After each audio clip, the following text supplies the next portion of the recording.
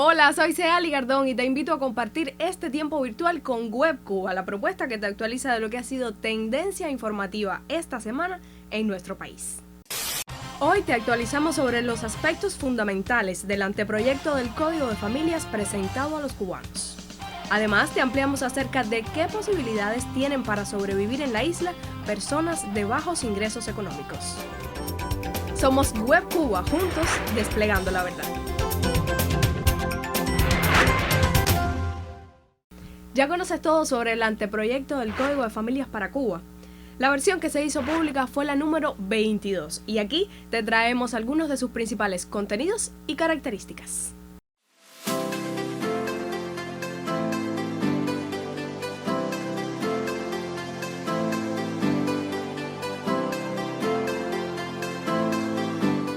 Esta semana se dieron a conocer algunos aspectos del nuevo Código de las Familias para Cuba.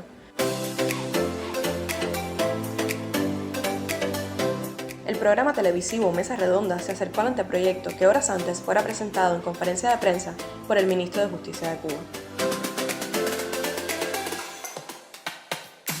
La nueva norma derogará el código vigente, el cual data del año 1975. En sus 483 artículos, la propuesta de ley incluye avances en áreas como los derechos de los niños, las niñas, los adolescentes, la reproducción asistida, la igualdad de género, la violencia familiar, la adopción, entre otros.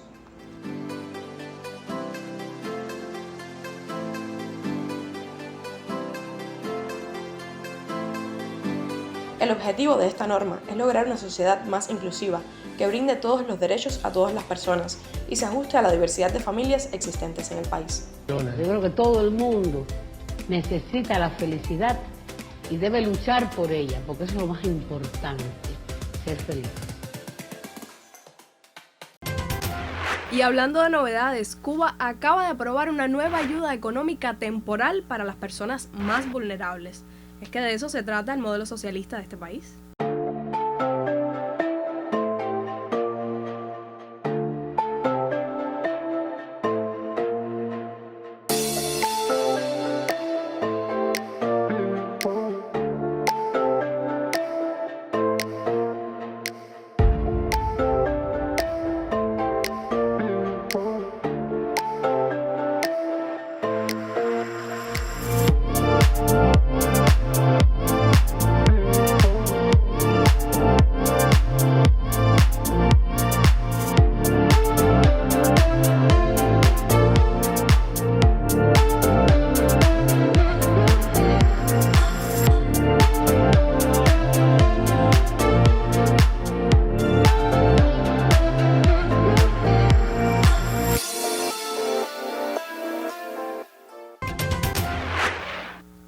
Pues sí, los dueños de marca Xiaomi en nuestro país respiramos en paz después de que recuperáramos los servicios en nuestros teléfonos.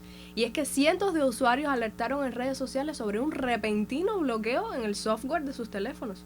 ¿Sucedería solo en Cuba esto? ¿Cuáles fueron las causas?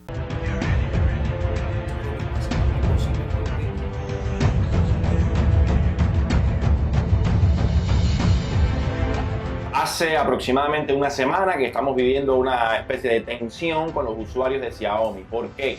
Porque hay muchísimos dispositivos aquí en Cuba que se les están bloqueando.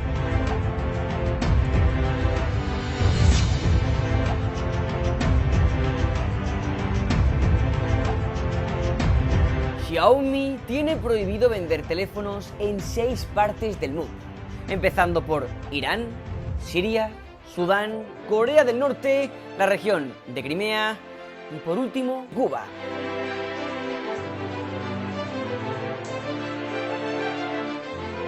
En el caso de los cubanos, todo el mundo aquí sabe que los Xiaomi están entrando por los vuelos de Rusia, que están entrando por los vuelos de Estados Unidos, que están entrando por donde entren, da igual, eso no tiene nada que ver. Las personas compran un Xiaomi allá afuera y lo traen para Cuba.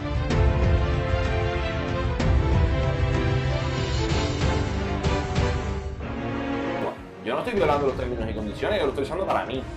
El hecho de que yo lo use en Cuba no tiene por qué violar las leyes de exportación, porque lo estoy usando para mí. A mí no me acaba de convencer que la violación de esos dispositivos sea por este capítulo.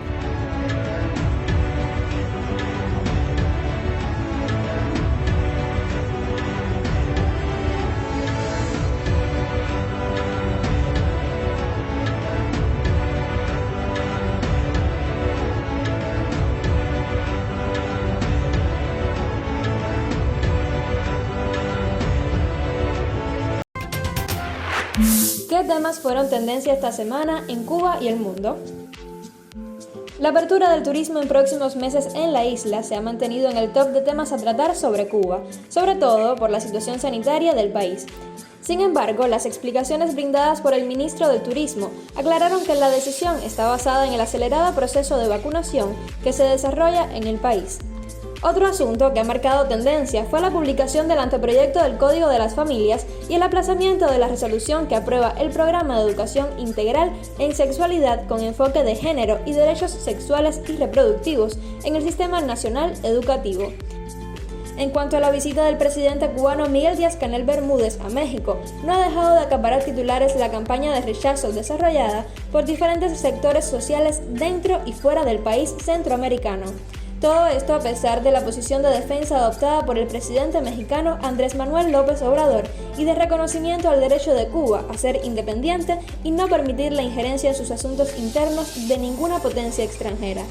La frase más viral es la de "coma y váyase", así como la carta de la senadora del Partido Acción Nacional, Lili Téllez, dirigida al presidente López Obrador, en la que rechazó la visita del presidente cubano, así como su participación en los festejos de la independencia de México. Por otra parte, después de varios meses, se desarrolla una nueva campaña en torno a Luis Manuel Otero Alcántara. La Embajada de los Estados Unidos en La Habana y la revista Time se propusieron levantar la imagen debilitada del supuesto activista, a quien intentan presentar como una de las 100 personas más influyentes del año 2021. Mientras cuestionan su encarcelamiento. El anuncio lo trata como símbolo y líder dentro del movimiento San Isidro de Cuba, una serie de hechos que lleva como colofón la resolución de condena a Cuba aprobada por el Parlamento Europeo en busca de cuestionar lo que presentan como represión a los manifestantes del 11 de julio. A partir del 11 de septiembre se empezó a utilizar la etiqueta Canel México te repudia, desde 4 cuentas geolocalizadas en España y México. Desde que se anunció la visita del presidente cubano Miguel Díaz-Canel Bermúdez a México para participar en las celebraciones por el aniversario de la independencia, se articuló fundamentalmente desde Twitter una campaña en contra de la visita del jefe de Estado. Uno de los tweets tenía una estructura atípica, solo utilizaba la etiqueta Canel México te repudia y etiquetaba la cuenta del presidente cubano y la de Laura Mex, quien en lo adelante se encargó de mover esta etiqueta. Luego, el 13 de septiembre se incluyó esta nueva etiqueta desde la cuenta Cuban Life Matter, una cuenta con un comportamiento también atípico, pues se realiza muchísimas publicaciones que utiliza etiquetas como SOS Cuba o Patria y Vida y etiqueta cuentas con muchísimos seguidores. También muchos medios se han hecho eco de las declaraciones del expresidente mexicano Felipe Calderón y de la senadora del Partido Acción Nacional PAN, Lili Téllez. Lo cierto es que a pesar de la campaña que han intentado crear en contra de la visita de Díaz-Canel, este fue muy bien recibido en el país azteca y este sábado 18 participa en la 6ª cumbre de jefes de Estado y de Gobierno de la CELAC. El propio López Obrador aseguró que la relación entre Cuba y México es de muchos años y eso no lo podrían cambiar. Somos Web Cuba, juntos desplegando la verdad. Cierta polémica se ha estado generando en redes sociales y también fuera de ellas sobre el futuro electoral de Brasil. Y es que si alguien ha sabido generar noticias, ese es Bolsonaro. Desde su toma del poder en 2018, hemos escuchado de su parte expresiones de discriminación, misoginia, racismo. Incluso llegó a negar aquellos incendios enormes que sucedieron en la Amazonía de Brasil en 2019. Y como si eso fuera poco, llegó la pandemia y la COVID-19 ha dejado en Brasil millones, más de 21 millones de contagiados y más de 589.000 muertos. En medio de todas estas cifras de renuncias de sus ministros de salud pública, nuevamente Bolsonaro ha sido blanco de muchísimos cuestionamientos por su pésima gestión de la pandemia, por su irresponsabilidad y su insensibilidad respecto a la vida del pueblo. Pero no podemos ser ilusos. Los factores que llevaron al triunfo a Bolsonaro en el 2018 se mantienen intactos. Brasil sigue siendo un país de marcado machismo y además no podemos desconocer que, por ejemplo, un sector tan importante como los militares lo apoyan. Y también los empresarios han encontrado en su mandato un respaldo al que no están dispuestos a renunciar. Con todo lo que te he mencionado, quizás puedas pensar que la cara de Bolsonaro en las próximas elecciones de 2022 pues tendría muy pocas posibilidades. Las actitudes que a algunos le parecen políticamente incorrectas, a otros les parece actitud de un político muy transparente.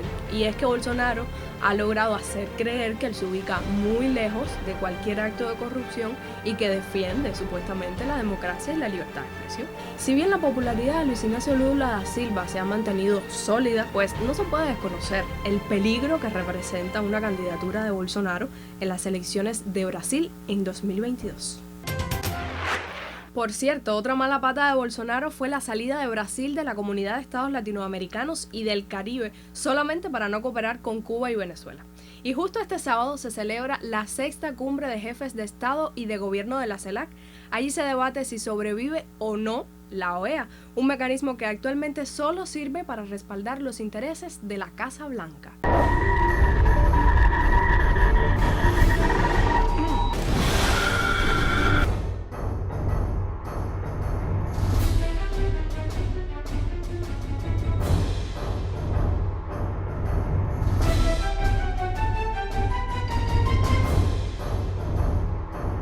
It's a very unusual attack, as you know, but I do believe that Cuba is responsible.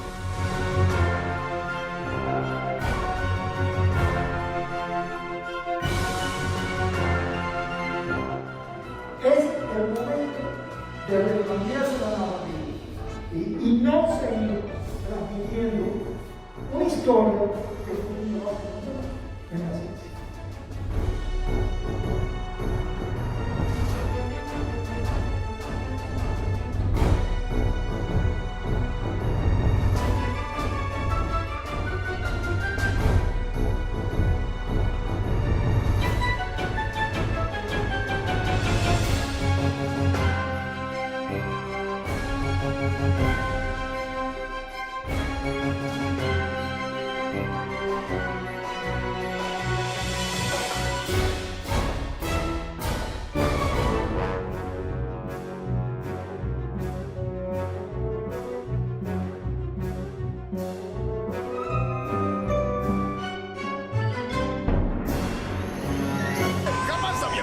Sí, Morty, no sé qué demonios es, pero tenemos que salir de aquí. Morty nos matará, vamos a morir, vamos a... Y en plataformas digitales también se corrió la voz sobre una nueva forma de enviar remesas a través de correos de Cuba. Pero todo falso. Pues no, esa no es una vía para enviar remesas, ni tampoco para la necesaria circulación de divisas de la isla. La ruta es otra, acabar con el bloqueo para así también terminar con la escasez y con la devaluación de la moneda en Cuba.